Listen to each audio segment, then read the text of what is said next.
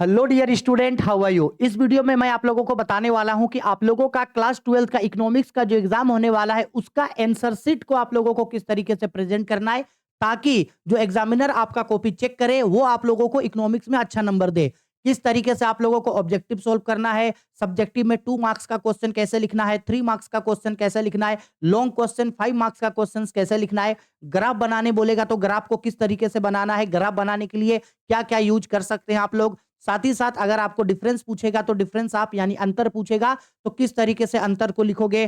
साथ ही साथ अगर आपको लॉन्ग क्वेश्चन एक्सप्लेन करने बोलेगा तो किस तरीके से करोगे, और यहां तक कि आप लोगों को कौन कौन से चैप्टर से न्यूमेरिकल क्वेश्चंस पूछे जा सकते हैं वो भी हम आप लोगों को इस वीडियो में डिटेल में बताने वाले हैं। ठीक है, तो चलो स्टार्ट करते हैं। अगर आप क्लास 12 आर्ट्स कॉमर्स साइंस किसी भी स्ट्रीम के स्टूडेंट हैं तो आप लोगों को ये वीडियो देखना है और अपने सभी दोस्तों तक इस वीडियो को पहुंचाना है, ताकि वो लोग भी इकोनॉमिक्स का अच्छा से आंसर लिख करके आए, ताकि उन लोगों को इकोनॉमिक्स में बहुत अच्छा नंबर मिले। ठीक है, तो आप लोग सेल्फिश मत बनना, वीडियो को ज्यादा से ज्यादा अपने दोस्तों तक शेयर करना। आर्ट्स कॉमर्स साइंस तीनों स्ट्रीम के स्टूडेंट तक वीडियो को जरूर पहुंचाना। ठीक है, चलो तो सबसे पहले हम लोग बात करते हैं कि एमसीक्यू क्वेश्चन हम लोग किस तरीके से सोल्व करेंगे।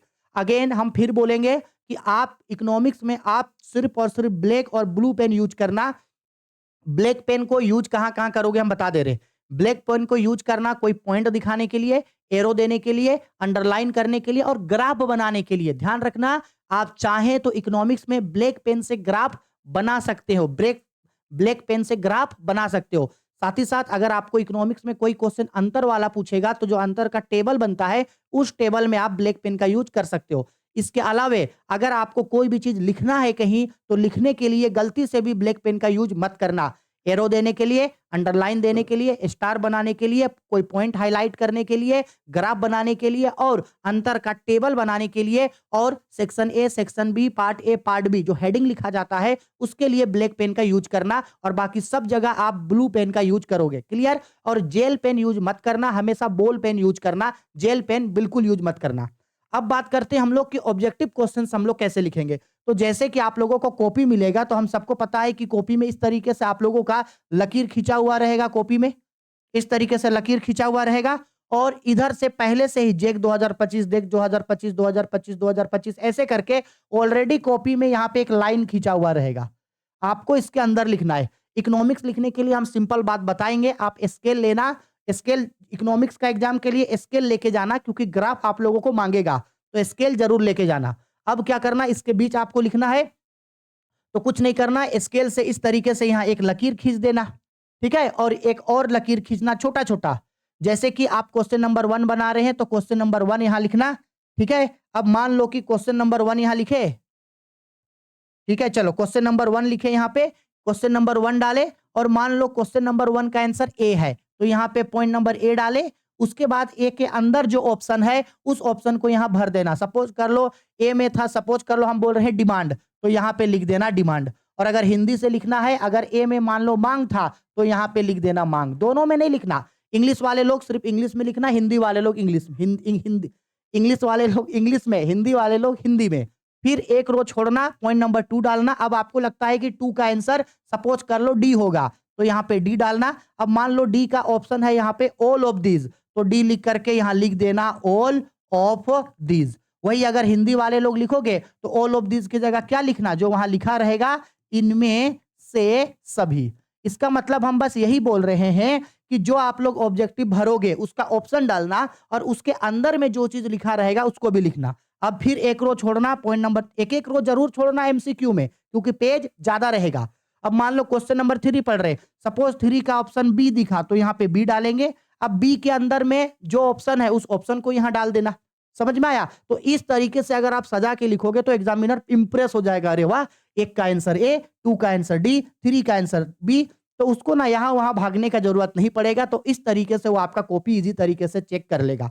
और एमसीक्यू बनाने में आप लोगों को 2 पेज लगता है, 2 पेज में बनाना एमसीक्यू। ठीक है, आ गया मेरा बात समझ में? तो इस तरीके से आप एमसीक्यू को एक एक लाइन छोड़ छोड़ के अच्छे से दिखाना। इस पेज में, एक पेज में तो ये पूरा आएगा नहीं, सेकंड पेज में चले जाना, सेकंड पेज में ऐसे ही एक बार लकीर खींच के बना देना। क्लियर है मेरा बात? आ गया समझ में? ठीक है, अब आते हैं एमसीक्यू को, तो सर हो गया।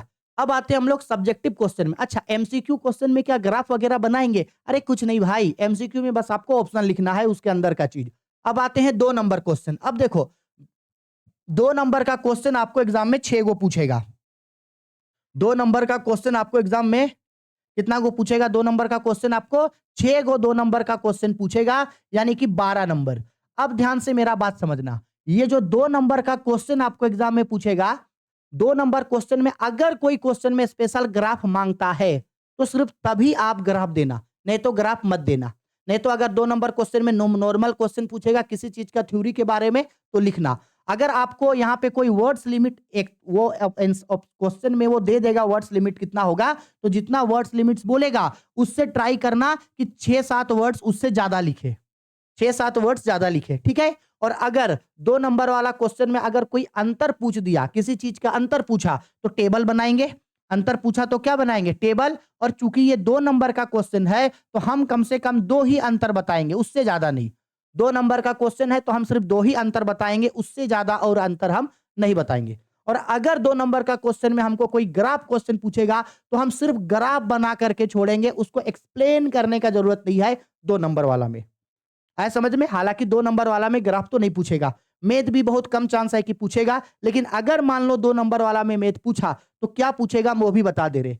2 नंबर वाला में अगर मैथ पूछेगा तो इलास्टिसिटी ऑफ डिमांड यानी कि मांग का लोच वाला पूछेगा, और दूसरा पूछेगा निवेश गुणांक यानी कि के मल्टीप्लायर निकालने के लिए, यानी 1/MPS वाला, या तो फिर पूछेगा K is equal to 1/1 minus MPC। इन्हीं में से कोई न्यूमेरिकल अगर पूछना रहा तो पूछा 2 नंबर में, नहीं तो आपका 2 नंबर में न्यूमेरिकल नहीं पूछेगा। क्लियर बात है? सिर्फ थ्योरेटिकल क्वेश्चन नॉर्मल पूछता है, उसको अपने शब्दों में भी अगर आप लिखोगे तो भी आपको नंबर वो अच्छा ही देगा। ऐसा नहीं है कि सिर्फ बुक का रट्टा मारना है, आप अपने से भी लिखना तो भी नंबर आपको अच्छा मिलेगा। क्लियर है? चलो अब बात करते हैं 3 मार्क्स वाला क्वेश्चन पे। अब सुनो 3 मार्क्स वाला क्वेश्चन पे। पहली बात, अगर 3 मार्क्स वाला क्वेश्चन में आप लोगों को किसी चीज के बीच अंतर पूछा, डिफरेंस पूछा, तो कम से कम आपको 3 डिफरेंस तो भाई लिखना है, क्योंकि 3 नंबर वाला क्वेश्चन में आपको डिफरेंस पूछेगा तो कम से कम 3 डिफरेंस का पॉइंट आप लोगों को लिखना है, कम से कम 3 लिखना ही लिखना, ठीक। और अगर मान लो डिफरेंस के अलावे 3 नंबर वाला क्वेश्चन में अगर मान लो न्यूमेरिकल्स पूछता है तो न्यूमेरिकल्स आपको कहां से पूछा जा सकता है, तो हम बता दे रहे 3 नंबर वाला में न्यूमेरिकल आपको वहीं एक तो आपको 3 नंबर वाला न्यूमेरिकल में हाँ इलास्टिसिटी ऑफ डिमांड पूछ सकता है, इलास्टिसिटी ऑफ डिमांड पूछ सकता है, एमपीएस एमपीसी भी पूछ सकता है, और आपको शायद ये, हालांकि 3 नंबर में तो नहीं पूछता है, लेकिन शायद ऐसा हो सकता है कि आपको नेशनल इनकम निकालने वाला क्वेश्चन यानी राष्ट्रीय आय वाला भी पूछे, नहीं तो नहीं पूछेगा, ठीक है। इसके बाद अगर मान लो न्यूमेरिकल हो गया, अगर मान लो कोई क्वेश्चन एक्सप्लेनेशन वाला पूछेगा, कोई क्वेश्चन पूछता है, ठीक है, उसके बारे में नहीं होता विशेषता बताओ, नियम बताओ, तो आप उसका मीनिंग लिखना। और ध्यान ये रखना कि 3 नंबर वाला क्वेश्चन में अगर माइक्रो इकोनॉमिक्स से आप लोगों को कोई क्वेश्चन वो पूछ रहा है, माइक्रो इकोनॉमिक्स यानी कि अगर बीएसटी अर्थशास्त्र से आपको वो कोई क्वेश्चन पूछ रहा है, तो हम सजेस्ट करेंगे कि प्लीज उसको ग्राफ में प्रेजेंटेशन जरूर दिखाना। ग्राफ में प्रेजेंटेशन दिखाओगे, चाहे थोड़ा थोड़ा आधा अधूरा ग्राफ है, फिर भी आपको एग्जामिनर नंबर अच्छा देगा, ठीक है। अब आपके मन में सवाल आएगा कि सर ग्राफ हम बनाएंगे कैसे, तो देखो हम ग्राफ बनाने के लिए बता दे रहे हैं। 3 नंबर वाला में भी यही करना, 5 में भी। अगर आपको किसी चीज का ग्राफ पूछेगा तो सबसे पहले आप उसके बारे में लिखना। जैसे मान लो प्रोडक्शन पॉसिबिलिटी कर्व के बारे में पूछा, या रिलेशनशिप पूछा आपको टोटल यूटिलिटी और मार्जिनल यूटिलिटी में रिलेशन, तो आपको अगर पीपीसी कर्व के बारे में पूछा तो डायरेक्ट इसका ग्राफ मत बनाना। टोटल यूटिलिटी और मार्जिनल यूटिलिटी, कुल उपयोगिता और सीमांत उपयोगिता के बारे में पूछा तो डायरेक्ट ग्राफ नहीं बताना, पहले इसका अर्थ लिख लेना।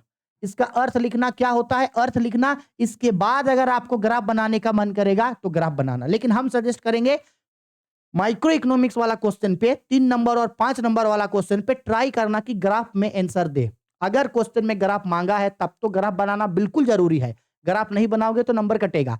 लेकिन अगर ग्राफ नहीं भी मांगा है और आप एक्सप्लेन करते हुए अगर आप ग्राफ लिखते हो तो भी एग्जामिनर आपको नंबर अच्छा ही देगा, ठीक। और 2 ऑप्शन होता है ग्राफ बनाने के लिए, या तो ऊपर में टेबल बनाओ, या टेबल नहीं बनाना है तो डायरेक्ट ग्राफ बनाना हुआ। और अगर टोटल यूटिलिटी मार्जिनल यूटिलिटी में रिलेशन पूछा तो पहले टोटल यूटिलिटी यानी कुल उपयोगिता का अर्थ लिखना, फिर सीमांत उपयोगिता यानी मार्जिनल यूटिलिटी का अर्थ लिखना। लिख लेने के बाद ट्राई करना कि वो हम जो टेबल सिखाए थे वो टेबल बना देना, इस टेबल के बनने के बाद इन दोनों में जो है वो संबंध को दिखाना। ये बनने के बाद इन दोनों में किसको दिखाना? ये बन जाने के बाद इन दोनों में जो है वो संबंध को दिखा देना। ठीक है, के जैसा संबंध नहीं होता है दोनों में, इस तरीके से संबंध दिखा देना। तो एग्जामिनर जो आपका कॉपी चेक करेगा, इंडिफरेंस कर्व पूछा तो उसके बारे में ग्राफ दिखाना। यानी हम यही बोल रहे हैं आप लोगों को कि अगर 3 नंबर और 5 नंबर क्वेश्चन में बीएसटी अर्थशास्त्र यानी कि माइक्रो इकोनॉमिक्स से अगर कोई क्वेश्चन पूछे, अगर क्वेश्चन में ग्राफ बोला है तो ग्राफ जरूर बनाना, और अगर क्वेश्चन में ग्राफ नहीं भी बोला है तो भी आप अगर अपने से ग्राफ बनाते हो तो भी आपको नंबर अच्छा खासा मिलेगा। ठीक है, अब ये ग्राफ बनाने के लिए आप 2 चीज कर सकते हो, या तो ग्राफ आप पेंसिल से बना सकते हो, पेंसिल से, या नहीं तो फिर ब्लैक पेन से, ये आप पे डिपेंड करता है। ग्राफ ब्लैक पेन से बना सकते हो, तो आपको मन करता है ग्राफ ब्लैक पेन से बनाने का तो बेझिझक ग्राफ को ब्लैक पेन से बनाना, नहीं तो फिर पेंसिल को यूज करना। इसके बाद ग्राफ बनने के बाद नीचे उस ग्राफ को थोड़ा सा एक्सप्लेन करना, अगर वो 5 नंबर वाला क्वेश्चन पूछा है तो। ठीक है, एक्सप्लेन करना अपने शब्दों में, जो आप ग्राफ के बारे में सुने, जो आपको ग्राफ पढ़ के लगा, आप उसके बारे में एक्सप्लेन करना। इस तरीके से आपको 5 नंबर का क्वेश्चन, 3 नंबर का क्वेश्चन बनाना है। और सर जी अगर 3 नंबर वाला क्वेश्चन में ग्राफ मांगा ही नहीं, ना अंतर मांगा, ना ही तो ग्राफ मांगा, तो सर क्या करेंगे? अगर नॉर्मल क्वेश्चन बोला तो, अगर मान लो कि नॉर्मल क्वेश्चन आपको बोलता है तो उसके बारे में नॉर्मल लिख देना।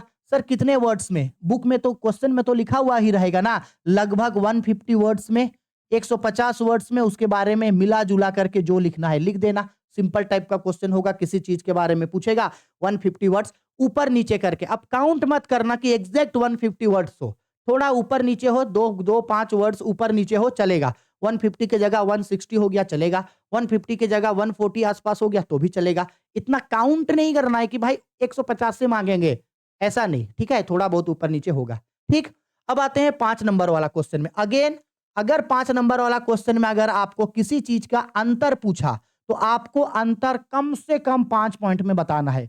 और अंतर कुछ भी पूछा बच्चा लोग, हम बार बार बोल रहे हैं, अंतर को हमेशा टेबल में बनाओगे, हमेशा अंतर को टेबल में बनाओगे, कम से कम 5 पॉइंट। हम तो सजेस्ट करते हैं हमेशा कि 5 पॉइंट नहीं, ट्राई हमेशा करना कि 5 पॉइंट की जगह हमेशा कम से कम 6 पॉइंट अंतर लिखना, 5 पॉइंट की जगह 6 पॉइंट अंतर लिखना। लेकिन अगर 6 पॉइंट अंतर नहीं लिखा रहा है तो कम से कम 5 पॉइंट लिखना। क्लियर? और इसके बाद ग्राफ। अच्छा, ग्राफ से पहले न्यूमेरिकल्स। 5 नंबर क्वेश्चन में न्यूमेरिकल कहां से पूछेगा? सबसे पहला अगर पूछना रहा तो इलास्टिसिटी ऑफ डिमांड और इलास्टिसिटी ऑफ सप्लाई, मतलब मांग की लोच और पूर्ति की लोच, यहां से न्यूमेरिकल पूछ सकता है पार्ट ए से। इसके बाद पूछना रहा तो डायरेक्ट चला जाएगा पार्ट बी में, नेशनल इनकम, राष्ट्रीय आय वाला न्यूमेरिकल पूछ सकता है। लेकिन चूंकि नेशनल इनकम वाला क्वेश्चन जो है वो इस साल मॉडल पेपर में नहीं दिखा, इसलिए हमको थोड़ा कम चांस लग रहा है कि नेशनल इनकम वाला क्वेश्चन पूछे। लेकिन थोड़ा सा 80%, 90% लग रहा है कि क्वेश्चन नहीं पूछेगा नेशनल इनकम वाला न्यूमेरिकल, लेकिन 10% लग रहा है कि शायद पूछ दे। तो अगर आपको करना होगा तो एक बार कम से कम प्रोडक्टिव मेथड से आप नेशनल इनकम वाला 1 क्वेश्चन 2 क्वेश्चन प्रैक्टिस कर लेना, नहीं तो छोड़ देना। ठीक है, ठीक है। इसके बाद निवेश गुणांक, वो किनेशियन वाला निवेश गुणांक वाला क्वेश्चन दिख रहा है भाई, इन्वेस्टमेंट मल्टीप्लायर वाला क्वेश्चन जो है वो दिख रहा है, तो इन्वेस्टमेंट मल्टीप्लायर वाला क्वेश्चन जरूर करना। ठीक है, ऑटोनोमस वाला जो होता है, ऑटोनोमस टाइप का वाला न्यूमेरिकल जो होता है, किन्स वाला, ये न्यूमेरिकल आप प्रैक्टिस करके जाना। हमको लग रहा है कि कम से कम हमको जहां तक लग रहा है कि शायद ये पूछा जा सकता है, जिस तरीके का या जो न्यूमेरिकल मॉडल पेपर में दिया है ना, इस साल का मॉडल पेपर और मॉडल पेपर परख में जो न्यूमेरिकल दिया है, कम से कम उन दोनों का न्यूमेरिकल को कर लो। इसके अलावा अगर कोई और न्यूमेरिकल नहीं करना है मत करना, कम से कम 2 न्यूमेरिकल करना, इस साल का मॉडल पेपर वाला और मॉडल पेपर परख वाला न्यूमेरिकल, बाकी को छोड़ना है छोड़ देना। ठीक हो गया। इसके बाद अगर 5 नंबर वाला क्वेश्चन में आपको ग्राफ मांगेगा, जो मांगेगा 100% है, माइक्रो इकोनॉमिक्स में 5 नंबर में कोई एक क्वेश्चन ग्राफ वाला आपको देगा ही देगा। सेम वही बोलेंगे, अगर आपको क्वेश्चन ग्राफ वाला देता है 5 नंबर में, तो कोई भी टॉपिक दे, सबसे पहले आपको उसका अर्थ लिखना है। कोई भी टॉपिक दे, पहले आपको उसका मीनिंग लिखना है, उसके बाद ही आप उसका ग्राफ बनाना। ये नहीं करना कि पहले डायरेक्ट ग्राफ बना देना उसके बाद लिखना, पहले उसके बारे में लिखना कुछ, वो क्या होता है, फिर ग्राफ बनाना। और हाँ, नीचे ग्राफ को एक्सप्लेन जरूर किया करना, क्योंकि ग्राफ को एक्सप्लेन करने से ना क्या होता है ना, ग्राफ को एक्सप्लेन करने से ना पेज ज्यादा होता है, मतलब वर्ड्स ज्यादा लिखोगे और एग्जामिनर को लगता है कि नहीं स्टूडेंट ना पढ़ा है। ठीक है, तो इस तरीके से आप ग्राफ का जो पूछा है उसका पहले मीनिंग लिखना, फिर ग्राफ बनाना, उसके बाद एक्सप्लेन करना। ग्राफ बनाने के लिए फिर वही पेंसिल या ब्लैक पेन जो आपको अच्छा लगा, ब्लू पेन से भी ग्राफ बना सकते हो, कोई दिक्कत नहीं। लेकिन ग्राफ अगर क्वेश्चन में होगा तो ग्राफ को एक्सप्लेन जरूर करना, ठीक। और अगर सर मान लो ग्राफ भी नहीं पूछा, ठीक है, ग्राफ भी नहीं पूछा तो सर नॉर्मल क्या, अच्छा ग्राफ में भी बहुत स्टूडेंट बोलेगा कि सर कौन कौन सा ग्राफ इंपॉर्टेंट है जो पूछ सकता है, तो देखो ग्राफ में भी हम हाईलाइट कर दे रहे हैं। प्रोडक्शन पॉसिबिलिटी कर्व, उत्पादन संभावना वक्र। दूसरा इंडिफरेंस कर्व यानी कि उदासीनता वक्र। तीसरा टोटल यूटिलिटी और मार्जिनल यूटिलिटी में संबंध वाला, यानी कुल उपयोगिता और सीमांत उपयोगिता में संबंध वाला। औसत लागत वक्र यू आकार का क्यों होता है, यू आकार वाला, ठीक है, उल्टा यू आकार वाला पूछ सकता है। इसके बाद पैमाने के प्रतिफल का नियम, और मांग का नियम भी पूछा जा सकता है, हो सकता है पूर्ति वाला भी ग्राफ दे दे, पूर्ति का नियम। उसके बाद ये निवेश गुणांक वाला भी हो सकता है, शायद में भी आपको देखने को मिले। और उत्पादन संभावना वक्र, ये आपका मतलब यूटिलिटी वाला, ये भी आपको पूछा जा सकता है, ठीक है। इसके अलावा हमको नहीं लगता है कि कुछ और ग्राफ आप लोगों का निकलेगा। हाँ, निवेश गुणा, ये आपका क्या बोल रहे हैं, पैमाने के प्रतिफल का नियम, रिटर्न टू स्केल, वो वाला ग्राफ, बस इससे ज्यादा और क्या ही ग्राफ पूछेगा। ये कुछ मेन हाइलाइटेड ग्राफ है, इसको कम से कम आप एक बार चाहो तो इसको आप एक बार देख सकते हो, ठीक है, इंपॉर्टेंट ग्राफ है। इसके अलावा हमको नहीं लगता है कुछ ग्राफ पूछने वाला है आपको, ठीक है। और मान लो ग्राफ भी नहीं पूछा, कुछ भी नहीं पूछा, मतलब कि ग्राफ नहीं पूछा, अंतर नहीं पूछा, नॉर्मल क्वेश्चन चिपकाया, मैथ तो देगा, ग्राफ तो देगा, हमको जहां तक लगता है अंतर वाला भी क्वेश्चन देगा।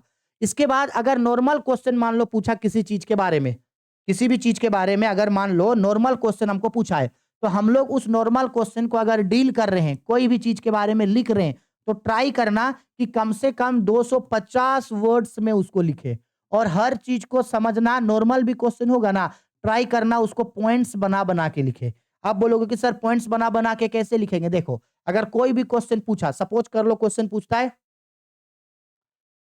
पूर्ण प्रतियोगिता, ओहो एक क्वेश्चन तो छूट गया जी, पूर्ण प्रतियोगिता बाजार में कीमत का निर्धारण कैसे होता है, यानी परफेक्ट कंपटीशन मार्केट में प्राइस डिटर्मिनेशन कैसे होता है, उसका ग्राफ भी कर लेना, वो भी पूछा जा सकता है, उसका भी ग्राफ कर लेना, ठीक है। इसके बाद मान लो कि अगर एक नॉर्मल क्वेश्चन पूछा कि पूर्ण प्रतियोगिता बाजार क्या है, what is perfect competition market, इसकी विशेषताओं को बताइए, एक्सप्लेन इट फीचर्स। तो पूर्ण प्रतियोगिता बाजार यानी कि परफेक्ट कंपटीशन मार्केट के बारे में लिख दिए। इसके बाद उसका विशेषता भी तो लिखना है, फीचर भी तो लिखना है, तो फीचर को कम से कम 5 पॉइंट में लिखना। तो पहला ऐसे लिखना, पूर्ण प्रतियोगिता बाजार की निम्नलिखित विशेषताएं होती है, there are some features of perfect competition market. फिर पॉइंट नंबर 1 डालना, तो यहां होता है ना पूर्ण प्रतियोगिता बाजार में अधिक विक्रेता, लार्ज नंबर ऑफ सेलर, तो यहां लिखना अधिक विक्रेता, क्या लिखना यहाँ पे, अधिक विक्रेता। हिंदी इंग्लिश वाले लोग लिखना लार्ज नंबर ऑफ बायर्स। इसके बाद इसको एरो देके अंडरलाइन कर देना, कर दी अंडरलाइन। इसके बाद इसको थोड़ा सा डील कर देना, आपको इसके बारे में जो लिखना है। फिर एक रो छोड़ के पॉइंट नंबर 2 डालना, उसको डील करना, 3 लिखना। ऐसे करने से आपका 250 वर्ड छोड़ो ना, लगभग 350 वर्ड्स आपका ये भाग जाएगा, कोई दिक्कत नहीं है, भागने देना 350 वर्ड्स। इस तरीके से आप नॉर्मल क्वेश्चन को बनाओगे। क्लियर बात है मेरा, हो गया। ऑब्जेक्टिव समझा दिए कैसे लिखना है, सब्जेक्टिव समझा दिए, 2 नंबर 3 नंबर 5 नंबर सबको। और एक लास्ट जाते जाते एक लास्ट हम आप लोगों को टिप्स देते जाएंगे। हम हमेशा बोलते हैं, आज फिर बोलेंगे, क्वेश्चन छूटना नहीं चाहिए, क्वेश्चन छूटना नहीं चाहिए। कुछ भी हो जाए एग्जाम में क्वेश्चन नहीं छोड़ोगे। कल भी आर्ट्स वालों का एग्जाम हुआ, उसमें भी कुछ स्टूडेंट बोल रहा था कि सर क्वेश्चन छूट गया मेरा। हम बोल रहे काहे बाबू, तो बोला कि सर आप बोले थे ना कि 3 घंटे का एक बार प्रैक्टिस कर लेना, हम नहीं किए थे। हम बार बार सबको बोलते हैं कि एक बार एक मॉडल पेपर को कम से कम आप घर बैठ के सोल्व करो, क्योंकि जब आप एक बार मॉडल पेपर को सोल्व करोगे तो मॉडल पेपर के बेसिस पे ही ना क्वेश्चन एग्जाम में पूछेगा, मॉडल पेपर के बेसिस में ही क्वेश्चन पूछेगा। मॉडल पेपर में 30 एमसीक्यू, यहां भी 30 एमसीक्यू, 2-2 नंबर का 6 क्वेश्चन, यहां भी 2-2 नंबर का 6 क्वेश्चन, 3-3 नंबर का 6 क्वेश्चन, यहां भी 3-3 नंबर का 6 क्वेश्चन। 5-5 नंबर का 4 क्वेश्चन, यहाँ भी 5-5 नंबर का 4 क्वेश्चन। तो अगर आपको लिखने का प्रैक्टिस नहीं रहेगा तो आपका एग्जाम में टाइम कब बीतेगा आपको पता ही नहीं चलेगा। आपको लगेगा यार इतना जल्दी समय बच गया, पता चल रहा है ऑब्जेक्टिव बनाए, सब्जेक्टिव में 5 नंबर का बना रहे थे, उसी समय कॉपी छिना गया मेरा। तो इसलिए बोल रहे हैं एक बार कम से कम आप घर में मॉडल पेपर को सोल्व करके जाना, उसका पूरा ऑब्जेक्टिव सोल्व करो, उसका पूरा सब्जेक्टिव सोल्व करो, और बना लेने के बाद सही बना है या गलत उसका आंसर अगर हमको भेजना है तो हमको टेलीग्राम चैनल पे हम मेरा नंबर पे भेज देना, हम चेक कर देंगे। आया समझ में? और एग्जाम में क्वेश्चन कुछ भी हो जाए नहीं छोड़ना, आंसर नहीं भी आएगा तो भी उसको अपने वर्ड्स में जरूर लिखना, अपने शब्दों में जरूर लिखना। अपने शब्दों में लिखोगे, अपने वर्ड्स में लिखोगे, मिलता जुलता आंसर होगा तो भी आपको कुछ ना कुछ मार्क्स जरूर मिलेगा। तो कुछ नहीं लिखने से अच्छा है लिखना, 0 नंबर से लाना अच्छा है कि कुछ नंबर लाना। आया समझ में? तो बस इस तरीके से आपको आपका इकोनॉमिक्स का एग्जाम देना है।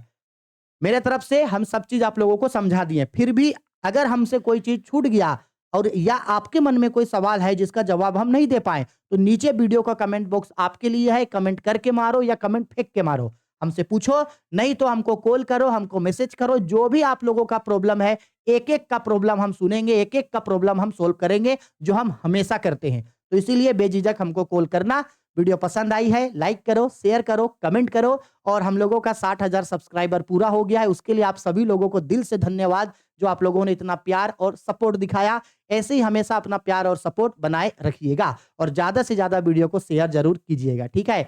सभी को प्यार और सब लोगों को ऑल द बेस्ट एग्जाम के लिए गुड लक। इकोनॉमिक्स का वीडियो आ रहा है, आते रहेगा, सभी सब्जेक्ट का वीडियो आ रहा है, आते रहेगा, बस मेरे साथ अपने पढ़ाई को कंटिन्यू रखना, ठीक है? Bye, take care.